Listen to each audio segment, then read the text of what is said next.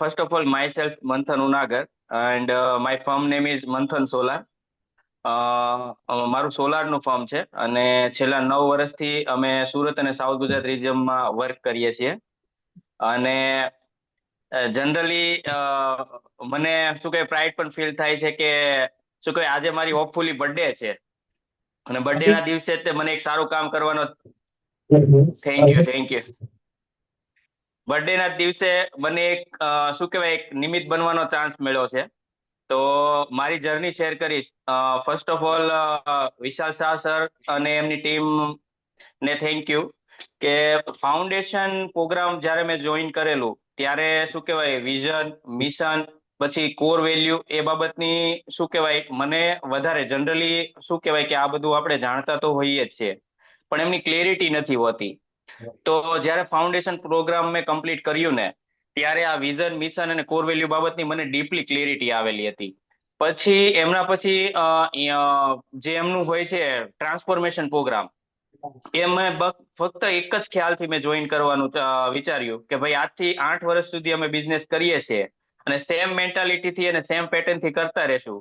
તો જે મેન્ટાલિટી અને પહેલાથી કરતા રહીશું તો એમાંથી રિઝલ્ટ એ જ મળશે જે મેથડથી કરતા આવશું. બસ એ જ મેં ચેન્જ લાવવાનો વિચાર કર્યો અને ટ્રાન્સફોર્મેશન પ્રોગ્રામ મેં જોઈન કર્યો. ટ્રાન્સફોર્મેશન પ્રોગ્રામ જોઈન કરતા પહેલા જો મારું જણાવું ને તો કોઈ પણ એવી કહું કે ડેડિકેટેડ કોઈ ટીમ ન હતી. પછી અમારા પર્સન જે હતા એ મતલબ ઓવરલોડેડ હતા. જે કામ કરનારા જે અમારા ટોટલ સ્ટાફ હતો એ ઓવરલોડેડ હતા. કોઈ ટ્રેનિંગ મોડ્યુલ ન હતા અમારે, કોઈ એચઆર પણ ન હતો, કોઈ ગોડાઉન અમારું ઘણું નાનું હતું. પછી જોવા જાય તો અમે ડિજિટલ માર્કેટિંગ પર પણ એટલું બધું ફોકસ નતા કરતા અને ઓનલી એન્ડ ઓનલી મારા પર જ ડિપેન્ડન્સી હતી. મતલબમાં હું એફસીડી વર્કમાં ફસાયેલો હતો. અને જ્યારે ટ્રાન્સફોર્મેશન પ્રોગ્રામ મેં પૂરો કર્યો એટલે કે મતલબમાં અત્યારે મારો રનિંગ ચાલુ જ છે. તો અત્યારથી લગભગ શું કહેવાય 5 મહિના જેટલું થઈ ગયું છે અમારે જોઈન કર્યાને. પણ હું ખરેખર કહું ને તો થેન્કફુલ કે ભાઈ બિઝનેસ સ્કૂલની ટીમને વિશાલ શાહનું થેન્ક યુ કરીશ કે સૌથી પહેલા અમે એચઆર હાયર કર્યો. એચઆર હાયરિંગ થી અમે ટીમ બિલ્ડિંગ કરી. ટીમ બિલ્ડિંગ થઈને અમારું બેકઅપ પ્લાનિંગ એટલે કે ટોટલ અમે ટ્રેનિંગ મોડ્યુલ અને ટ્રેનિંગ મોડ્યુલ થી અમે હરેક અમારો જે સ્ટાફ હતો જેમ કે ટેલિકોલર છે, સેલ્સ છે, માર્કેટિંગ છે, હરેક માટેનું અમે એક ટ્રેનિંગ મોડ્યુલ બનાવ્યું. અને અત્યારે છે ને અમારો સ્ટાફ એકદમ પૂર ક્લેરિટી સાથે કામ કરી શકે છે. બીજું કે અમે તમને જાણીને નવાઈ લાગશે સર કે જે માણસ અમારે ત્યાં જોઈનિંગ થયા પછી 2 મહિના સુધી પણ ક્લેરિટી સાથે કામ નતો કરી શકતો ને હમણાં જ હું એમનું નામ સાથે જણાવી દઉં. સાવન વઘાસિયા કરીને એક એમ્પ્લોય છે.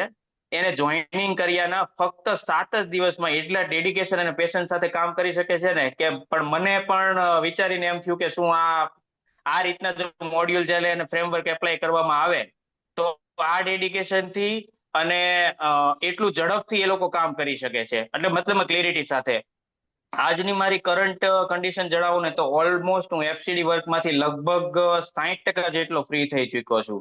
અને 40% માટેનું અમારું હવે પ્લાનિંગ ચાલે છે કે ભાઈ એમાં મારે જે પણ શું કહેવાય ચેન્જીસ કરવાના છે.